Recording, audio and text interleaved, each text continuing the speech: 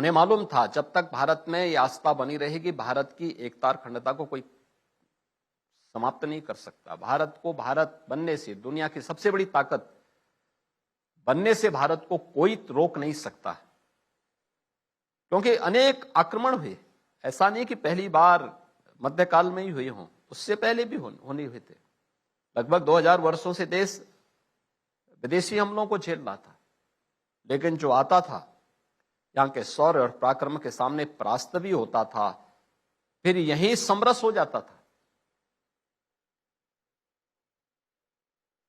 क्योंकि वे लोग आते थे, आकर के यहां पर ज्यादातर आक्रांता तो लूटपाट के उद्देश्य से आते थे, लूटपाट करके लेके फिर चले गए, रुके तो परास्त हुए, और परास्त होने के बाद फिर उनको यहां अधीनता स्वीकार करके यहीं के व्यवस्था में, सनातन धर्म की व्यवस्था में समरस होना पड़ा। लेकिन मध्यकाल में जब हमले प्रारंभ हुए, इन हमलों ने कहां शुरुआत की? भारत की आत्मा पर प्रहार किया। भारत की आत्मा पर प्रहार था, भारत के देव मंदिरों पर, भारत की आस्था पर। से राम मंदिर उसी विदेशी क्रूरता का शिकार बना था, उसी हमले का शिकार बना था। और उस हमले का शिकार होने के बाद भी जब देश आजाद होता है, होना ही चाहिए था स्वतंत्र भारत में, इस कार्यक्रम को तत्कालीन सरकार को अपने हाथों में लेकर के करना चाहिए था कि देश को पूर्ण स्वतंत्रता मिली है, केवल हमारी राजनीतिक स्वतंत्रता नहीं है।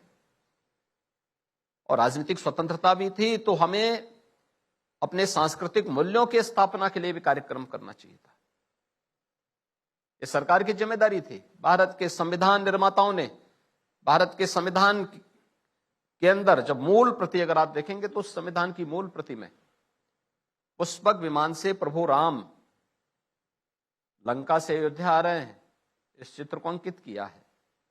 आप उसको स्थान देते हैं, लेकिन उसके अनुसार आचरण नहीं कर रहे हैं, संविधान निर्माताओं के अनुसार आचरण नहीं कर पा रहे हैं। लौह पुरुष सरदार वल्लभ भाई पटेल ने जब इसकी शुरुआत सोमनाथ के मंदिर से प्रारंभ की, तत्कालीन सरकार के मुखिया ने इसका विरोध किया। देश के प्रथम राष्ट्रपति जब उस समारोह में जा रहे थे, तब भी तत्कालीन प्रधानमंत्री ने इसका विरोध किया। तो विरोध अंदर से, और मैं आज इस बात को कहता हूं कि अगर राजनीतिक विरोध अपने निहित वोट बैंक की राजनीति के तहत लोग नहीं करते, तो समाज से राम मंदिर का मुद्दा बहुत पहले सुलझ गया होता। कुछ लोगों ने इसको अपने वोट बैंक बनाने के लिए आपस में लड़ाने का काम किया, और परिणाम हम सबके सामने है। अंततः एक लंबा संघर्ष हुआ, आंदोलन हुआ, और एवरेज तो मैं क्या करूं ना, हर 6 से 7 वर्ष के अंदर सनातन धर्मावलंबी प्रभु राम के स्थान को प्राप्त करने के लिए एक बड़े जन आंदोलन को आगे बढ़ाता था। अपनी मांग को लेकर अडिग रहा, बिना झुके, बिना रुके, बिना डिगे वह लड़ता रहा। हां, उसने मर्यादा और संयम को नहीं खोया, क्योंकि प्रभु राम ने उसे मर्यादा का पाठ पढ़ाया था। उनका आदर्श हमें उसकी प्रेरणा देता है, उसका पालन किया, और अंततः विजयश्री हुई। और आज वहां पर अयोध्या में पवित्र राम जन्मभूमि पर भव्य मंदिर के निर्माण का कार्य हो रहा है। योगी जी, एक सवाल बड़ा सामान्य आजकल, क्योंकि माहौल ऐसा है, राजनीति का चुनाव आने वाले हैं, तो लोग उछाल रहे हैं इस बात को कि भाई इस कार्यक्रम में किस बात का श्रेय जो है मोदी जी या योगी जी, आरएसएस, बीजेपी किस बात का श्रेय लेती है? कोर्ट के आदेश से हुआ है सब। आपने भी कहा कि मोदी अगर नहीं होते प्रधानमंत्री तो ये दिन अभी ना देख पाते अभी हम। वो पूछते हैं ऐसा क्यों अदालत ने किया है? तो हम कब बोल रहे हैं? श्रेय कहां ले रहे हैं हम लोग? हम तो राम भक्त बन के जा रहे हैं, सेवक बन के जा रहे हैं। किसने रोका था कांग्रेस को वहां जाने से? समाजवादी पार्टी को और अन्य दलों को किसने जाने से रोका? आमंत्रण तो सबको मिला है, सबको मिला है। और श्री राम जन्मभूमि तीर्थ क्षेत्र ट्रस्ट ने सबको आमंत्रण भी दिया है। राम भक्त बनकर के सब लोग आए ना। जैसे मैं जय श्री राम बोल सकता हूं, वे लोग भी बोले ना उतनी जोर से, बोलने की हिम्मत तो दिखाएं। देखिए, दोनों नहीं हो सकता है कि घर के अंदर टीका लगाएंगे लेकिन बाहर आएंगे तो गोल टोपी लेके घूमने लग जाएंगे। तो दोनों काम कैसे हो पाएगा? भाई, आप अपनी पहचान को क्यों छुपाना चाहते हैं? क्यों छुपा रहे हैं? और यही दुविधा उनकी जो है दुर्गति का कारण है। हमें कोई दुविधा नहीं, जो अंदर है जो बाहर है। घर के अंदर जैसा कपड़ा पहनते होंगे वैसे कपड़े पहन के बाहर भी जाते हैं, मंचों पे भी जाते हैं। कहीं जाना हो देश में, दुनिया में, वही बाना पहनेंगे। ऐसा थोड़े है कि जो है अलग अलग जगह अलग अलग बाना पहन करके लोगों को बेवकूफ बनाए। ये कोई रंगमंच नहीं है। हमें वास्तविक धरातल पर बात करनी चाहिए। और आए ना अयोध्या में, हम तो सबके स्वागत के लिए तैयार हैं। हमने कहा जो भी राम भक्त होगा सबका स्वागत करेंगे। आपने भी कहा कि ये वोट बैंक की राजनीति थी जिसने इस काम को नहीं होने दिया अभी तक। आज वो आप पर आरोप लगाते हैं कि आप वोट बैंक बनाने के लिए, हिंदू वोट बैंक बनाने के लिए इस उपलक्ष्य का यूज कर रहे हैं, इस्तेमाल कर रहे हैं। मैं आज से राम जन्मभूमि आंदोलन से हम लोग आज से नहीं जुड़े हैं, बहुत पहले से जुड़े हैं। और मुझे लगता है कि राम मंदिर आंदोलन नहीं होता तो संभवतः मैं भी सन्यासी नहीं होता। आपकी प्रेरणा यही थी? हाँ, राम मंदिर आंदोलन एक प्रेरणा थी, महत्वपूर्ण प्रेरणा थी। क्योंकि राम मंदिर आंदोलन से ही मेरा जुड़ाव पूज्य महंत अवेद्यनाथ जी महाराज से हुआ। उस आंदोलन के साथ हम लोग सक्रिय रूप से जुड़े। और मैं इस बात को मानता हूं, ये तो हमारा सौभाग्य है कि प्रभु के किसी काम हम लोग भी किसी एक अभियान का छोटे से सिपाही बन करके, एक सेवक बन करके इस कार्यक्रम का हिस्सा बन पा रहे हैं। आखिर उन लोगों को किसने रोका? रोका किसने? क्या ये सच नहीं कि 1949 में तत्कालीन माननीय प्रधानमंत्री पंडित जवाहरलाल नेहरू ने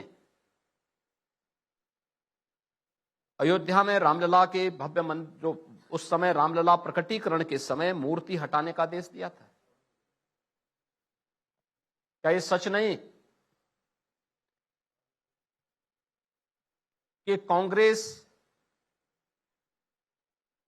मंदिर आंदोलन में पहले हमेशा बाधक बनती रही, लेकिन वह दुविधा के कारण डूब गई? समाजवादी पार्टी का चरित्र हर व्यक्ति देखता है, जानता है। अन्य दलों के चरित्र को भी हर व्यक्ति जाना देख रहा है। हम लोग जैसे पहले थे वैसे आज भी हैं। जैसे निसंकोच इस अभियान के साथ जुड़े थे वैसे आज भी जुड़े हैं। क्या मैं मुख्यमंत्री नहीं होता तो क्या मैं राम मंदिर आंदोलन के साथ नहीं जुड़ा होता? क्या तब बढ़ चढ़ करके भाग लेकर के इस आंदोलन के साथ कार्यक्रम में सबसे पीछे की कुर्सी में बैठ करके गौरवान्वित महसूस करता है। ये श्रेय और प्रेय का समय नहीं है, यह समय तो है भारत के आत्म गौरव की पुनर्प्राण प्रतिष्ठा का कार्यक्रम है। प्रभु राम लला के, राम लला तो परमपिता परमेश्वर है, सर्वव्यापी हैं, वे तो सर्वत्र व्याप्त हैं। लेकिन रामलला का जो विग्रह स्थापित हो रहा है, ये भारत के गौरव की पुनर्प्राण प्रतिष्ठा का कार्यक्रम है। इसलिए हर भारतवासियों को इसके साथ जुड़ना चाहिए। हमारा देश अपने स्वयं के गौरव की पुनर्प्राण प्रतिष्ठा कर रहा है, हम सब इसके साथ जुड़ेंगे। वो देखिए, आप बात सच है कि निमंत्रण तो सबको मिला था। हमने बीजेपी के अध्यक्ष से बात की, उन्होंने बताया कि हमने कोई इसमें ये नहीं रखा पैमाना कि इसको नहीं और उसको, सबको दिया। वो कह रहे हैं कि राम जी हमारे हृदय में बसते हैं, हम कभी भी जाएंगे दर्शन करने के लिए, हमें कोई आपत्ति नहीं है, ना हमें कोई रोकेगा। इस दिन नहीं जाएंगे लेकिन 22 तारीख को, क्योंकि ये तो मोदी जी का समारोह बना दिया। कल राहुल गांधी ने कहा ये मोदी जी का समारोह बन गया, ये आरएसएस का समारोह बन गया, राम जी का समारोह नहीं रह गया। याद रखना, हम लोग तो राम मंदिर के लिए पहले भी काम करते थे, वहां दर्शन करने पहले जाते थे। चुनाव के समय यही कांग्रेसी लोग जाते हैं ज्यादा मंदिरों में। चुनाव आएंगे लोग तब दर्शन करने जाएंगे। चुनाव की घोषणा होने दीजिए, ये सब मंदिर मंदिर भटकते हुए दिखाई देंगे। लेकिन चलिए, ईश्वर उनको सद्बुद्धि दे और उनको मंदिर आने के लिए और भी अच्छी प्रेरणा दे। उनका कहना है कि हम धर्म कभी इस पर ओढ़कर नहीं चलते भाजपा की तरह, निजी विषय है धर्म, व्यक्तिगत विषय है, इसका इस तरीके से समारोह नहीं बनाया जाना चाहिए जिस तरीके से बनाया जा रहा है। देखिए, धर्म और पंथ और उपासना विधि में उनको अंतर महसूस करना चाहिए। देखिए, इसी को कहते हैं कि वह वास्तविकता को अभी भी समझ नहीं पा रहे हैं। सनातन धर्म पंथ और उपासना विधि नहीं है।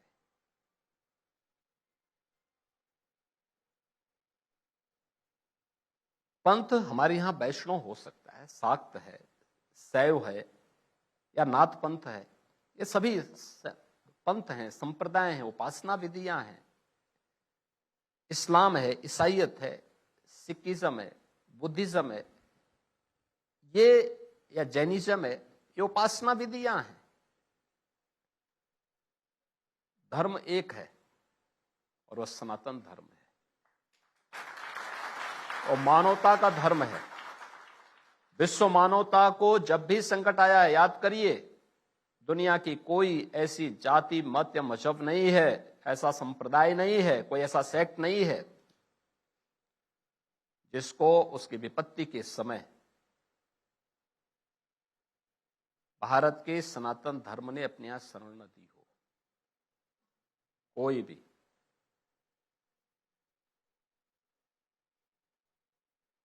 कभी किसी भारत के शासक ने और किसी सनातन हिंदू धर्मावलंबी ने तलवार के बल पर दुनिया के किसी हिस्से पर कब्जा भी नहीं किया। याद करिए, प्रभु तो लंका में गए, लेकिन लंका में जाने के पहले उन्होंने विभीषण का राज्याभिषेक भी कर दिया था। कृष्ण कंधा पर विजय प्राप्त की, लेकिन सुग्रीव का राज्याभिषेक किया, स्वयं वहां की राजधानी में भी पैर नहीं रखे और फिर सुग्रीव से यह भी सुनिश्चित करवा दिया कि नहीं, तुम्हारे बाद उत्तराधिकारी यहां का कोई राजा बनेगा तो अंगद बनेगा,